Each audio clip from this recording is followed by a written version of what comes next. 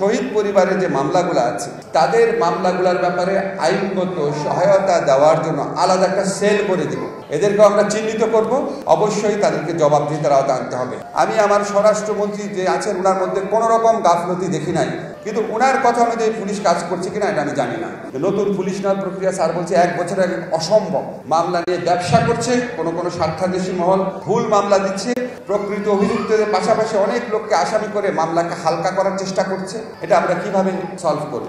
আমি আজকে এসে আবার রিয়াল অ্যাকশন হলো, আমরা আইন মন্ত্রণালয়ের পক্ষ থেকে আমাদের যে লিগ্যাল এইড সেল আছে সেই সেলের কাছে বলে দিব, তোমাদের যে মামলাগুলো আছে শহীদ পরিবারের যে মামলাগুলো আছে তাদের মামলাগুলোর ব্যাপারে আইনগত সহায়তা দেওয়ার জন্য আলাদা একটা সেল করে দিব।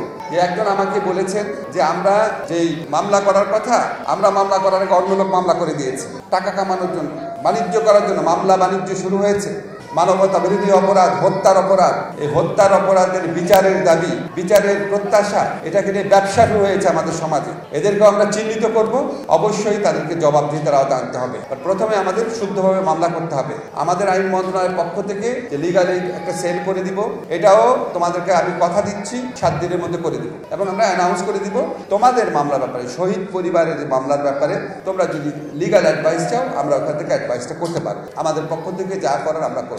আর নর্মাল কোর্টে মামলা এমনি অনেক স্লো হয়, তোমরা সবসময় জানো খুবই স্লো হয়। এখানে আমাদের এক্সপার্টাইজ করার খুব কম, তারপর চেষ্টা করব। আর তোমাদের প্রোটেকশন যে ব্যবস্থা, প্রোটেকশন দেয় হচ্ছে পুলিশ। এখন আমি একটু স্বরাষ্ট্র মন্ত্রণালয়ের পক্ষে একটু কথা বলি। তোমাদের কাছে মনে হবে আচ্ছা তাহলে পুলিশ কেন কাজ করছে না? তোমরা কি গত আমলে দেখেছো বলে কয়ে বলতো যে গোপালগঞ্জের ছেলেদেরকে রিক্রুট করা হবে, ছাত্রলীগের ছেলেকে রিক্রুট করা হবে। এখন পুলিশ বাহিনীর মধ্যে 10 জনের মধ্যে 8 জন যদি তার হৃদয়ে যদি বাকশাল থাকে, 10 জনের মধ্যে 8 জন যদি ছাত্রলীগ, যুবলীগ, আওয়ামী লীগ পরিবারের হয় বা গোপালগঞ্জের হয়, সেই পুলিশ নিয়ে কাজ করা কি সোজা ব্যাপার? মানে যেই পুলিশ গণহত্যার অংশ ছিল, গণহত্যাকারীদের প্রধান বাহিনী ছিল, তারা কি তাদের বিচারের ব্যাপারে আগ্রহ দেখাবে? এখন তোমরা বলতে পারো তাহলে নতুন পুলিশ নিচ্ছে না কেন? নতুন পুলিশ নেওয়ার প্রক্রিয়া ট্রেনিং লাগবে, রিক্রুট করতে হবে, আবেদনপত্র লাগবে। এই প্রক্রিয়া পৃথিবীর কোন সরকারের পক্ষে 1 বছর আগে সম্ভব না, অসম্ভব ব্যাপার। তোমরা যারা বিষয় এক্সপার্ট আছে, তোমাদের পরিবারে পুলিশ আছে, জিজ্ঞেস করো যে নতুন পুলিশ নেওয়ার প্রক্রিয়া স্যার বলছে 1 বছর আগে অসম্ভব। আমাদেরকে এমন একটা সম্পূর্ণভাবে দলীয়ভাবে গড়ে তোলা প্রশাসন, পুলিশ, বিচার কাঠামো, এটার মধ্যে আমাদের অগ্রসর হতে হচ্ছে। এবং এখানে আমরা স্লথ হচ্ছি, আমাদেরকে অনেক ক্ষেত্রে বাধা বিঘ্নের সম্মুখীন হতে হচ্ছে।